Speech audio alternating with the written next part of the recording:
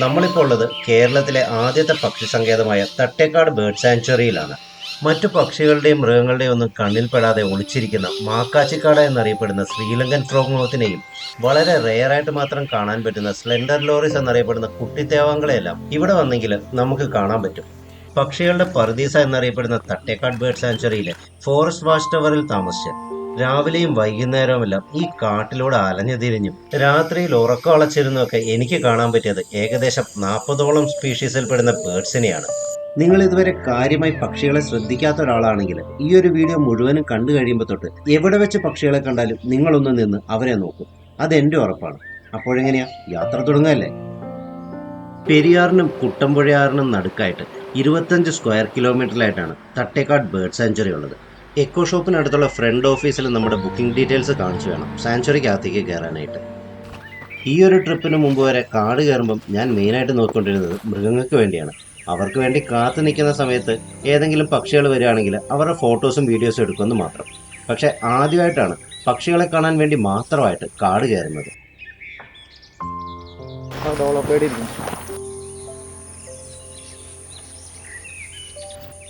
ഈ ഇരിക്കുന്നതാണ് കാട്ടുപനങ്കാക്ക എന്നറിയപ്പെടുന്ന ഡോളർ ബേർഡ്.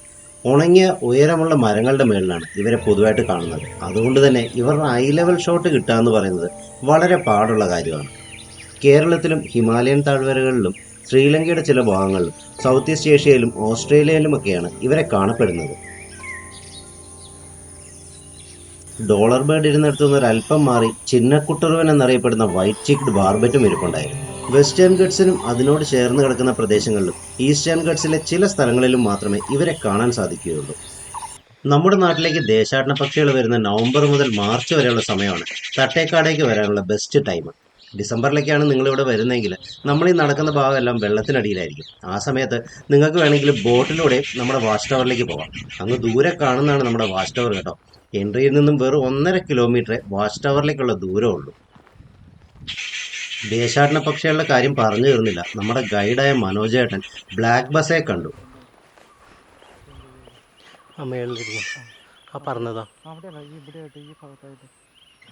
നമ്മൾ അവിടെ തേടിക്കൊണ്ടിരുന്ന ബ്ലാക്ക് ബസ്സയാണ് ആ പറന്നു പോകുന്നത്. കിന്നരിപ്രാപ്പരിൽ നിന്നാണ് ഇവരുടെ മലയാളത്തിലുള്ള പേര്. വടക്കുകിഴക്കൻ ഇന്ത്യയിലും കിഴക്കൻ ഹിമാലയത്തിലും ചൈനയിലും തെക്ക് കിഴക്കൻ ഏഷ്യയിലും ഒക്കെയാണ് ഇവരെ കാണപ്പെടുന്നത്. ഈ പറഞ്ഞ സ്ഥലങ്ങളിലെല്ലാം വിന്റർ സീസൺ തുടങ്ങാറാകുമ്പം ഇവർ നമ്മുടെ നാട്ടിലേക്ക് വരും. ചെറിയ കൂട്ടങ്ങളിൽ കാണപ്പെടുന്ന ഈ ഈരപിടിയന്മാര് മിക്കവാറും സമയങ്ങളിൽ ഇതുപോലെ പൊക്കത്തിലുള്ളതും ചുറ്റുപാടും മൊത്തം നന്നായിട്ട് കാണാൻ പറ്റുന്നതായിട്ടുള്ള മരക്കൊമ്പുകളിലാണ് ഇരിക്കാറുള്ളത്.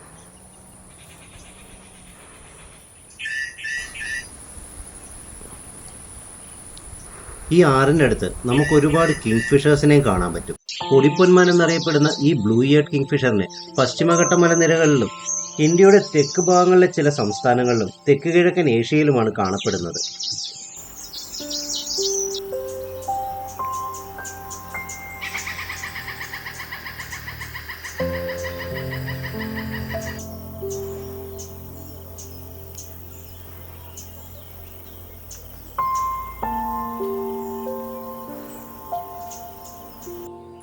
വയലുകളിലും മറ്റും കണ്ടുവരുന്ന തിത്തിരി പക്ഷിയുടെ വർഗത്തിൽപ്പെട്ട ചെങ്കണ്ണി തിത്തിരിയാണിത്.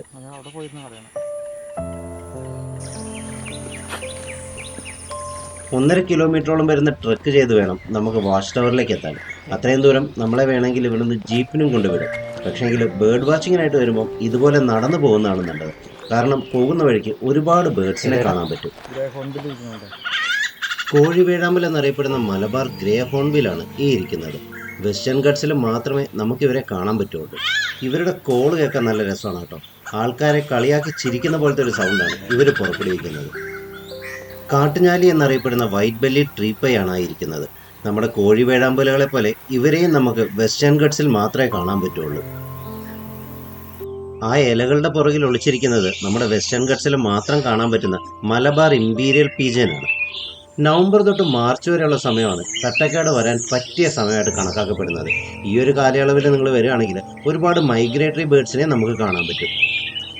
ഈ കാണുന്ന കാക്കത്തമ്പുരാട്ടി എന്നറിയപ്പെടുന്ന ആഷി ഡ്രോങ്കോ കേരളത്തിലൊരു മൈഗ്രേറ്ററി ബേർഡാണ്.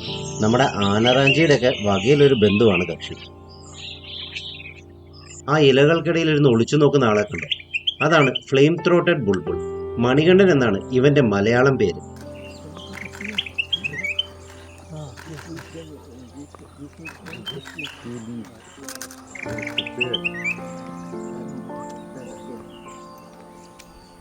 ഈ കയറി വരുന്നതാണ് ഗോൾഡൻ ഫ്രണ്ടഡ് ലീഫ് ബേർഡ്. കാട്ടിലെ കിളി എന്നാണ് ഇവരുടെ മലയാളത്തിലുള്ള പേര്.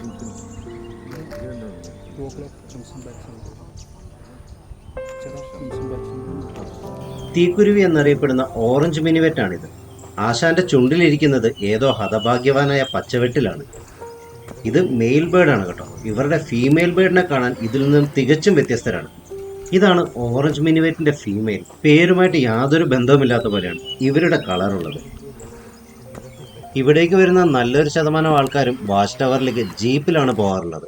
നിങ്ങൾ ഇനിയിപ്പോൾ ഇവിടേക്ക് വന്നിട്ട് അങ്ങനെ ഒരു തീരുമാനം എടുക്കുകയാണെങ്കിൽ നിങ്ങൾ മിസ് ചെയ്യാൻ പോകുന്നത് ഇത്രയും നേരം കണ്ട ഈ പക്ഷികളുടെ ഭംഗിയുള്ള ലോകത്തെ കാഴ്ചകളായിരിക്കും. നമ്മളിനി പോകുന്നത് മാക്കാച്ചിക്കാടെ കാണാനായിട്ടാണ്.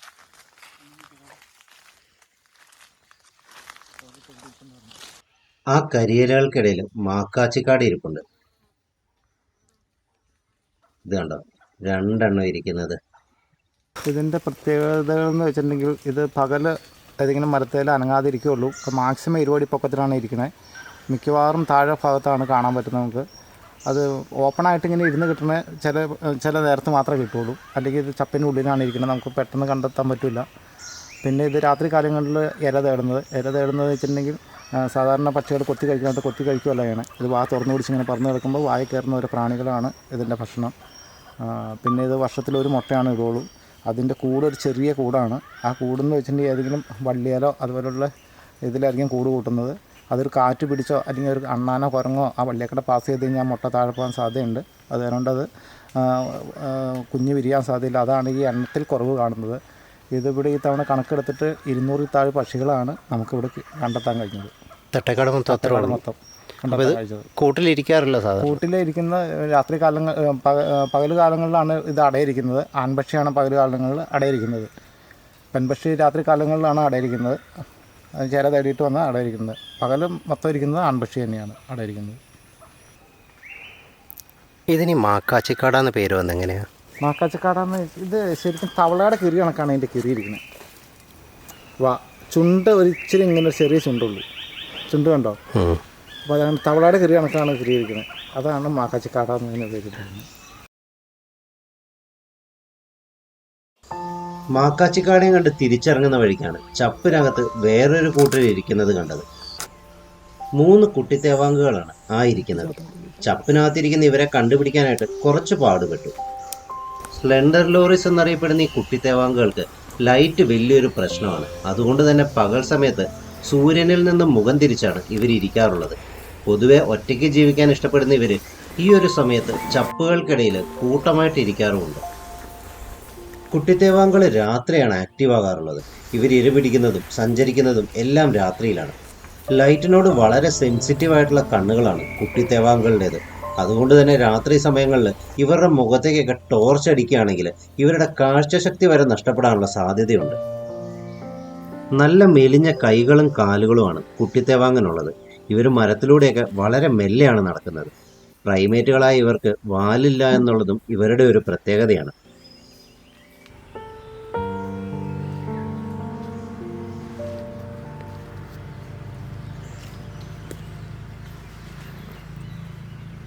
കുറേയധികം കാഴ്ചകളെല്ലാം കണ്ട് നമ്മൾ മെല്ലെ വാച്ച് ടവറിനടുത്തെത്തി. 3 നിലകളിലായിട്ടാണ് വാച്ച് ടവർ കൺസ്ട്രക്ട് ചെയ്തിരിക്കുന്നത്. അതിൽ താഴത്തെ നിലയിൽ ഇവിടുത്തെ കിച്ചണും കോമൺ ബാത്റൂമുമാണുള്ളത്.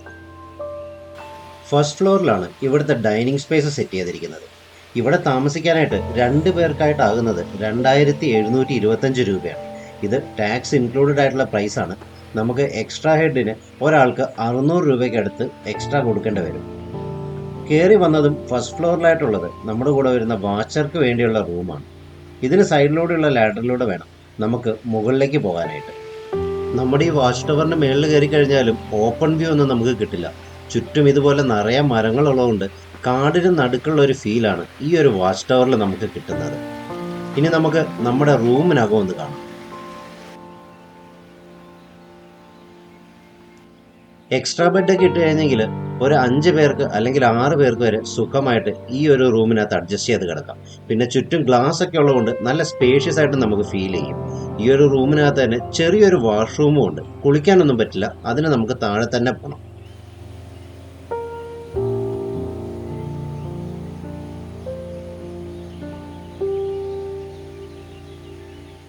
ഈ ഒരു കാട്ടിൽ ബേർഡ്സ് മാത്രമല്ല കേട്ടോ, ആനയും കാട്ടിയും കാട്ടുപട്ടിയും മ്ലാവും ഒക്കെ ഉണ്ട്. ആന മിക്കവാറും സമയങ്ങളിൽ ഈ വാച്ച് ടവറിന്റെ ഫ്രണ്ടിലേക്കൊക്കെ വരാറുണ്ടെന്നാണ് നമ്മുടെ മനോജേട്ടൻ പറഞ്ഞത്. അതുകൊണ്ട് തന്നെയാണ് ഇതിനു ചുറ്റും ഇലക്ട്രിക് ഫെൻസിങ് ഇട്ട് വെച്ചിരിക്കുന്നത്. ഭൂതത്താൻകെട്ട് ഡാമിന്റെ ഷട്ടർ ക്ലോസ് ചെയ്ത് കഴിഞ്ഞെങ്കിൽ ഈ കാണുന്ന ഏരിയയിൽ മൊത്തം വെള്ളം നിറയും. ആ സമയത്ത് ഇവിടെ വരുന്ന ഗസ്റ്റുകൾക്ക് ഇങ്ങോട്ടേക്ക് ബോട്ടിലും വരാം. അതിനുവേണ്ടി ഉണ്ടാക്കിയിരിക്കുന്ന ബോട്ട് ജെട്ടിയാണ് നിങ്ങൾ ഈ കാണുന്നത്. വാച്ച് ടവറിന് മുന്നിലിരുന്നും നമുക്ക് കുറെ പക്ഷികളെ കാണാൻ സാധിക്കും.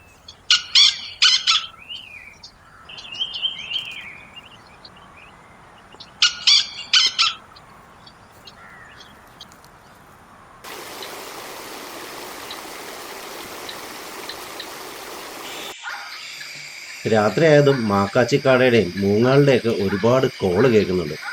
അധികം വൈകാതെ തന്നെ നമുക്ക് നമ്മുടെ ആദ്യത്തെ മൂങ്ങയുടെ വിഷ്വലും കിട്ടി. ഈ ഇരിക്കുന്നത് ഇന്ത്യൻ സ്കൂപ്പ് സൗൾ എന്ന ചെവിയന്നത്താണ്. ഏകദേശം 25 സെന്റിമീറ്ററോളം നീളം വയ്ക്കുന്ന ഇവയ്ക്ക് നീണ്ടു നിൽക്കുന്ന ചെവിത്തൂവലുകളാണുള്ളത്. ചെറിയ പക്ഷികളും പ്രാണികളും പല്ലികളും എലികളുമൊക്കെയാണ് ഇവരുടെ ഇരകൾ. ഇതാണ് ഓറിയന്റൽ സ്കൂപ്പ് സൗൾ എന്നറിയപ്പെടുന്ന സൈരന്ധ്രി നത്ത്. ഈ 2 മൂങ്ങകളെ കണ്ടുപിടിച്ച് വരുമ്പോഴത്തേക്കിനും രാത്രി 10 മണി കഴിഞ്ഞിരുന്നു. അതുകൊണ്ട് ഇനി ഡിന്നർ കഴിച്ചിട്ടാകാം ബാക്കി കാര്യമെന്ന് തീരുമാനിച്ചു. മനോട്ട്, നമുക്കിവിടെ ഭക്ഷണത്തിന്റെ കാര്യങ്ങൾ എങ്ങനെയാണ്? ഡിന്നറും ബ്രേക്ക്ഫാസ്റ്റും ആണല്ലോ ഉള്ളത് നമ്മുടെ സ്റ്റേയില്. അപ്പോൾ അതെങ്ങനെ ഇവിടെ കൊടുക്കുന്നുണ്ട്? എങ്ങനെയാണ് കാര്യങ്ങൾ? ഇവിടെ ഫുഡ് കൊടുക്കണില്ല. ഇവിടെ നമ്മൾ വാങ്ങിച്ചുകൊണ്ട് കഴിഞ്ഞാൽ ഉണ്ടാക്കാനുള്ള എല്ലാ സൗകര്യമുണ്ട്. അത് വന്ന ആൾക്കാർ കൊണ്ടുവരണം, എല്ലാ സാധനവും കൊണ്ടുവരണം. അതായത് എന്താണ് നമ്മൾ ഉപയോഗിക്കുന്നത് അതിന് വേണ്ട കംപ്ലീറ്റ് സാധനം, വെളിച്ചെണ്ണ മുതൽ മുളക് പൊടി, മല്ലിപ്പൊടി, അങ്ങനെയുള്ള എല്ലാ സാധനങ്ങളും എല്ലാം കൊണ്ടുവരണം. ഇവിടെ ഉണ്ടാക്കാനുള്ളത് ഓരോ പാത്രമേ ഉള്ളൂ. അതല്ല, ഇപ്പോൾ ഉണ്ടാക്കുന്നില്ലെങ്കിൽ വേറെ കൊണ്ടുവരാനാണെങ്കിൽ ഇവിടെ തൊട്ടടുത്ത് തന്നെ ഒരു വലിയ ഹോട്ടലുണ്ട്. എന്ത് വേണമെങ്കിലും വാങ്ങിച്ചുകൊണ്ട് വരാം, ഇവിടെ നിന്ന് വെച്ച് കഴിക്കാം. അത് ഈ ബേർഡ് വാച്ചിങ്ങിന് പറഞ്ഞാൽ കൂടുതൽ വാങ്ങിച്ചുകൊണ്ട് വരുമായിരിക്കും ഇച്ചിരി എളുപ്പം. കാരണം എന്താ വെച്ചിട്ടുണ്ടെങ്കിൽ നമുക്ക് അത്ര സമയം കൂടി നമുക്ക് കാട്ടിക്കൂടെ നടക്കാൻ പറ്റും. അത് പിന്നെ പോയിട്ട് വന്നിട്ടാണ് നമുക്കിവിടെ പാചകം ചെയ്യാൻ പറ്റുള്ളൂ. അപ്പോൾ താമസിക്കും. പിന്നെ നൈറ്റ് ബേർഡിങ് ഉണ്ടെങ്കിൽ ഇവിടെ എന്തെങ്കിലുമൊക്കെ കാണാൻ ഉണ്ടെങ്കിൽ അതിനും നമുക്ക് ബുദ്ധിമുട്ട് വരും. അപ്പോൾ അങ്ങനെയുള്ളവർക്ക് വരുമ്പോൾ വാങ്ങിച്ചുകൊണ്ട് വരുമായിരിക്കും നല്ലത്. ഞാനെന്തായാലും മേടിച്ചിട്ട് വരായിരുന്നു. അപ്പോൾ മനോജേട്ടനും വീട്ടിൽ നിന്ന് കൊണ്ടുവന്നു. ഞങ്ങൾ കഴിച്ചിട്ട് ഇനി ബാക്കി നൈറ്റ് ബേർഡിങ്ങിന് വേണ്ടി ഇറങ്ങാൻ പോവാം.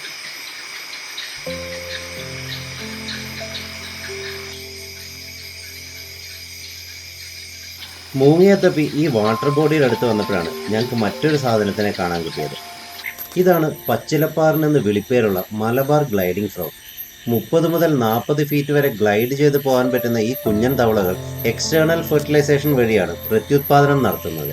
കൂട്ടത്തിലെ പ്രധാനിയായ ആൺതവളയ്ക്കാണ് ഇവിടെയും മെയ്റ്റിങ്ങിനുള്ള റൈറ്റ്സ് ഉള്ളത്. ഇവിടെ താഴെ ഇരിക്കുന്നത് പെൺതവളയും മുകളിലുള്ളത് ആൺതവളയുമാണ്. ആൺതവളയാണ് ഈ ഒരു പത സെക്രീറ്റ് ചെയ്യുന്നത്. അതിലേക്ക് പെൺതവള മുട്ടയിടും. ഈ പതയിൽ വെച്ചാണ് ഇവരുടെ ഫെർട്ടിലൈസേഷൻ നടക്കുന്നത്. അതുകൊണ്ടാണ് ഇതിനെ എക്സ്റ്റേണൽ ഫെർട്ടിലൈസേഷൻ എന്ന് പറയുന്നത്. ഫെർട്ടിലൈസേഷൻ പ്രോസസ്സിന് ശേഷം ആൺതവള ഇവിടുന്ന് മാറിപ്പോകുന്നു. പിന്നീട് ഈ പെൺതവള ഇല കൊണ്ട് ഈ പതയെ മൂടി വയ്ക്കുന്നു. ഫെർട്ടിലൈസേഷൻ പ്രോസസ്സിന് ഒരാഴ്ചയ്ക്ക് ശേഷം ഈ ഇലയിൽ നിന്നും പുതിയ വാൽമാക്രികൾ താഴെയുള്ള വെള്ളത്തിലേക്ക് വീഴും. ഇങ്ങനെയാണ് മലബാർ ഗ്ലൈഡിംഗ് ഫ്രോഗുകളുടെ പ്രത്യുത്പാദനം നടക്കുന്നത്. തവളകളുടെ കാഴ്ചകളെല്ലാം കണ്ടിരിക്കുമ്പോഴാണ് ദേ വരുന്നു അടുത്ത ആള്. മോട്ടഡ് വുഡ് ഔൾ എന്നറിയപ്പെടുന്ന കാലങ്കോഴിയാണിത്. മരണം വിളിച്ചു പോകുന്നവരെന്ന് ഈ പക്ഷിക്ക് ഒരു ചീത്തപ്പേരുണ്ടെങ്കിലും ഇവർ ശരിക്കും കൃഷിക്കാർക്ക് ഒരു സഹായിയാണ്. കൃഷിസ്ഥലങ്ങളിലുള്ള എലികളെയും പെരിച്ചാഴികളെയും എല്ലാം പിടിക്കുന്നതിൽ ഇവർ വലിയൊരു പങ്കാണ് വഹിക്കുന്നത്. ബ്രൗൺ ബൂബൂക്ക് എന്നറിയപ്പെടുന്ന പുള്ളുനത്താണിത്.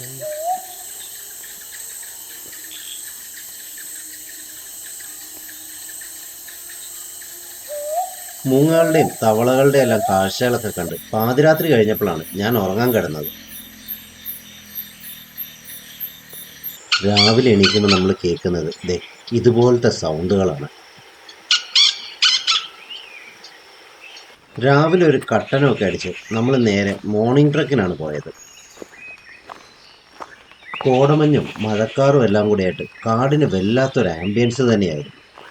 കുറച്ചു നേരം നമുക്ക് ഈ കാടിൻ്റെ ശബ്ദമൊക്കെ ഒന്ന് കേട്ട് നടന്നാലോ.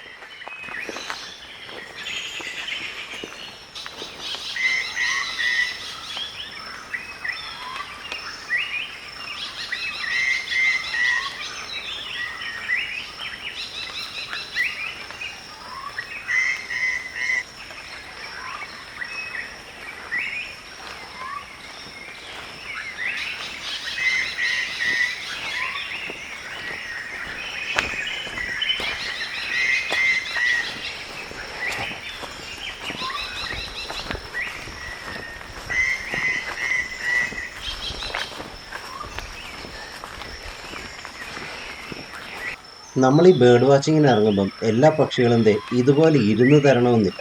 ഇന്നത്തെ വീഡിയോയിൽ നിങ്ങൾ കാണുന്ന 80% പക്ഷികളും ഹൈപ്പർ ആക്റ്റീവ് പിള്ളേരെ പോലെയാണ്. ഒരിടത്ത് അടങ്ങിയിരിക്കില്ല, ഓടിക്കളിച്ചുകൊണ്ടേയിരിക്കും. ഇവരെ ക്യാമറയിലേക്ക് പകർത്താനും നല്ല പാടാണ്. ഒരല്പം പാട് പിടിച്ച പണിയാണെങ്കിലും ഒരു പ്രാവശ്യം നിങ്ങൾ ബേർഡിങ്ങിന് ഇറങ്ങിയെങ്കിൽ അത് നിങ്ങൾക്കൊരു ഹരമായി മാറും. അതിൽ യാതൊരു തർക്കവും വേണ്ട. രാവിലെയും വൈകുന്നേരങ്ങളിലുമാണ് ബേർഡ്സ് കൂടുതലായിട്ടും ആക്റ്റീവായിട്ട് ഇരിക്കാറുള്ളത്. നല്ല ബേർഡ്സ് ആക്ടിവിറ്റി ഉള്ളൊരു സ്ഥലത്തേക്കാണ് നമ്മൾ രാവിലെ തന്നെ പോകുന്നത്.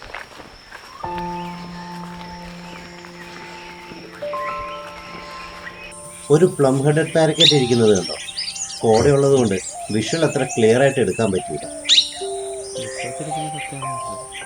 മഞ്ഞക്കറുപ്പൻ എന്നറിയപ്പെടുന്ന ബ്ലാക്ക് ഹുഡഡ് ഒറിയോളാണിത്. ഇവിടെ കാണാൻ പറ്റുന്നത് മൊത്തം 3 ഒറിയോളുകളെയാണ്. അതിലെ ഒന്നാമനാണിവൻ. ബാക്കി 2 പേരും പുറകെ വരുന്നുണ്ട്. ഗരുഡൻ ചാരക്കളി എന്നറിയപ്പെടുന്ന മലബാർ സ്റ്റാർലിങ്ങുകളാണ് ആ കൊമ്പിന് മുകളിലിരിക്കുന്നത്. രാവിലെ ഈ സ്ഥലത്ത് നല്ല ബേർഡ് ആക്ടിവിറ്റി ഉണ്ട്. സാധാരണ നവംബർ മാസമൊക്കെ ആകുമ്പോഴത്തേക്കിനും ഇവിടെയുള്ള ചില മരങ്ങളുടെയൊക്കെ ഇലയൊക്കെ പൊഴിഞ്ഞ് നമുക്ക് ഈ ഭാഗത്തെ വിസിബിലിറ്റി കുറച്ചുകൂടെ കൂടുതലായിട്ട് കിട്ടും. ആ സമയത്ത് നമുക്ക് ബേർഡുകളെ പെട്ടെന്ന് സ്പോട്ട് ചെയ്യാനും പറ്റും. പക്ഷേ ഇത്തവണ കാലം തെറ്റിപ്പെയ്യുന്ന ഈ മഴ നമ്മളെയും ചതിച്ചു. മരങ്ങളിലെ ഇലകളൊന്നും പൊഴിയാതെ ഇടതൂർന്ന് നിൽക്കുന്നുണ്ട് ബേർഡ്സിനെ സ്പോട്ട് ചെയ്യാന്നുള്ളത് ഒരിച്ചിരി പാടുള്ള ടാസ്ക് ആയിരുന്നു. കോടയൊന്ന് ക്ലിയർ ആയതും നമുക്ക് ആദ്യം കിട്ടിയ സൈറ്റിങ് ഈ കാണുന്ന പാരഡൈസ് ഫ്ലൈ ക്യാച്ചറിൻ്റെ ആയിരുന്നു. ഇതൊരു ഫീമെയിൽ പാരഡൈസ് ഫ്ലൈ ക്യാച്ചറാണ് കേട്ടോ. ഇവനാണ് മെയിൽ പാരഡൈസ് ഫ്ലൈ ക്യാച്ചർ.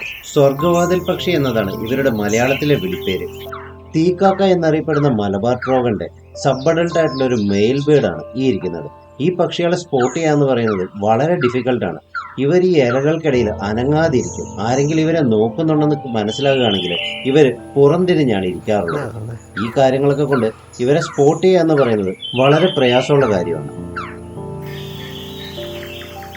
ഇവനാണ് കാടുമുഴക്കി എന്നറിയപ്പെടുന്ന റാക്കറ്റ് ടെയിൽ ഡ്രോങ്കോ. കാട്ടിലെ മിമിക്രി ആർട്ടിസ്റ്റ് കൂടിയാണ് ഇവൻ. വളരെ ഈസി ആയിട്ടാണ് ഇവൻ എല്ലാ ബേർഡ്സിന്റെ സൗണ്ട് അനുകരിക്കുന്നത്. ഇവനാണ് കരിഞ്ചുണ്ടൻ ഇത്തിക്കണ്ണിക്കുരുവി എന്നറിയപ്പെടുന്ന നീലഗിരി ഫ്ലവർ പെക്കർ. ഇനി നിങ്ങൾ കാണാൻ പോകുന്നത് 2 സൺബേർഡുകളെയാണ്. ഇവനാണ് പർപ്പിൾ സൺബേർഡ്. കറുപ്പൻ തേൻകിളി എന്നാണ് മലയാളത്തിൽ ഇവന്റെ പേര്. ഇതാണ് മഞ്ഞത്തേൻകിളി എന്നറിയപ്പെടുന്ന പർപ്പിൾ റംഡ് സൺബേർഡ്. ആ ഇലകൾക്കിടയിൽ ഒരു പക്ഷി ഇരുന്ന് അനങ്ങുന്നത് കണ്ടോ? അതാണ് മലബാർ ബാർബറ്റ്. പശ്ചിമഘട്ട മലനിരകളിൽ മാത്രമാണ് ഇവരെ കണ്ടുവരുന്നത്. തട്ടേക്കാട് ബേർഡ് സാഞ്ചുറിയിൽ വാച്ച് ടവറിലെ സ്റ്റേ പ്രോഗ്രാം മാത്രമല്ല ട്രക്കിംഗ് പ്രോഗ്രാമുകളും അവൈലബിൾ ആണ്. നമുക്ക് തട്ടേക്കാട് 4 സൈസ് ട്രക്കിംഗ് ആണ് ഉള്ളത്. അതിൽ നോർമൽ ടിക്കറ്റ് 66 രൂപ. അത് തട്ടേക്കാട് സരിമല ട്രെയിലിൽ കൂടെ പോയി സ്വന്തമായിട്ട് കറങ്ങി വരാനേ പറ്റുള്ളൂ. അതിന് ഗൈഡ് ഉണ്ടാവില്ല. പിന്നെ കൊടുക്കുന്ന ഫ്രോക്ക് മന്ത് ട്രെയിലാണ്. അതിനൊരു ഗൈഡ് ഉണ്ടാവും. ഒരാൾക്ക് 250 രൂപയാണ് ടിക്കറ്റ് ചാർജ്. അത് ഒരാൾക്കായിട്ട് കൊടുക്കില്ല, 2 ആൾക്കായിട്ടാണ് കൊടുക്കുള്ളൂ. അപ്പോൾ ഒരാൾ വന്നാലും 500 രൂപ കൊടുക്കണം, 2 ആൾ വന്നാലും 500 രൂപ മതി. പിന്നെയുള്ളത് ബ്ലാക്ക് ബസാർ ട്രെയിലാണ്. അത് 7 കിലോമീറ്ററാണ് പോകേണ്ടത്. അതിനൊരു ഗൈഡ് കൂടെ ഉണ്ടാവും. പിന്നെ നമുക്കുള്ളത് ഏറ്റവും വലിയ ട്രക്കിംഗ് എന്ന് വെച്ചിട്ടുണ്ടെങ്കിൽ ബോർഡർ ഹൈക്കിംഗ് ആണ്. അത് ഇവിടുന്ന് 14 കിലോമീറ്ററാണ് പോകേണ്ടത്. അത് മിനിമം 4 ആൾ വേണമെന്നാണ് പറയുന്നത്. അത് ഞങ്ങൾ 3 വാച്ചർമാരും ഒരു സ്റ്റാഫും ഉണ്ടാകും കൂടെ. അതിന് ഒരാൾക്ക് 1800 രൂപയാണ് ചാർജ് ഈടാക്കുന്നത്. അത് പോയിട്ട് 14 കിലോമീറ്റർ എന്ന് വേറൊരു സ്ഥലത്താണ് ചെന്ന് ഇറങ്ങുന്നത്. എവിടെയാണ് ഇറങ്ങുന്നത്? ഉരുളന്തണ്ണി എന്ന് പറഞ്ഞ സ്ഥലത്താണ് നമ്മൾ ചെന്ന് ഇറങ്ങുന്നത്. അപ്പോൾ 7 കിലോമീറ്ററിന്റെ ബ്ലാക്ക് ബസാർ ട്രയൽ ഉണ്ടല്ലോ, അതിന്റെ റേറ്റ് എത്രയാ? അതിന് ഇപ്പം നിലവിൽ നമ്മൾ വാങ്ങിക്കുന്നത് 670 രൂപയാണെന്ന് എനിക്ക് തോന്നുന്നു. GST കൂടിയാണോണ്ട് കറക്റ്റായിട്ട് എനിക്ക് അതിൻ്റെ ഇതറിയില്ല. 600-നും 700-നും ഇടയ്ക്ക്. ഇടയ്ക്ക് അപ്പോൾ അതിനെങ്ങനെയാ, എത്ര ആൾക്കാർ വേണമെന്നുണ്ടോ? അങ്ങനെയില്ല, ഒരാളായിരുന്നെങ്കിലും വന്നാൽ കൊണ്ടുപോകും. ഗൈഡ് കൂടെ ഉണ്ടാവും നമുക്ക്. ഗൈഡ് ഇവിടുന്ന് വരും അല്ലേ? ഒരു കിങ് ഫിഷർ പറഞ്ഞു. ചീനമഞ്ഞക്കിളി എന്ന ബ്ലാക്ക് നേപ്ഡ് ഒറിയോളാണ് ഈ ഇരിക്കുന്നത്. അവൻ്റെ മലയാളം പേരിൽ നിന്ന് തന്നെ മനസ്സിലായി കാണുമല്ലോ. ഇവനൊരു ദേശാടന പക്ഷിയാണ്. വിൻ്റർ സീസണിൽ മാത്രമാണ് ഇവൻ നമ്മുടെ നാട്ടിലേക്ക് വരുന്നത്. അല്ലാത്ത സമയങ്ങളിൽ ആൻഡമാൻ നിക്കോബാർ ഐലൻഡുകളിലും സൈബീരിയയിലും നോർത്ത് ഈസ്റ്റ് ചൈനയിലും കൊറിയയിലും ജപ്പാനിലും നോർത്തേൺ വിയറ്റ്നാമിലൊക്കെയാണ് ഇവരെ കാണപ്പെടുന്നത്. ബ്ലാക്ക് നേപ്ഡ് ഒറിയോൾ പറന്നുപോയ കൊമ്പിലേക്ക് ആരാണ് വന്നിരിക്കുന്നതെന്ന് നോക്കിയേ. Indian golden ഒറിയോളാണ്. മഞ്ഞക്കിളി എന്നാണ് ഇവരെ മലയാളത്തിൽ അറിയപ്പെടുന്നത്. ഇവനും കൂടി ആയപ്പോഴത്തേക്കിനും ഇന്നത്തെ ദിവസം നമ്മൾ 3 ഒറിയോളുകളെയും കണ്ടു. ഈ ഇരിക്കുന്ന പക്ഷിയാണ് കിന്നരി നീർക്കാക്ക, ഇന്ത്യൻ കോർമറാൻറ്റ്.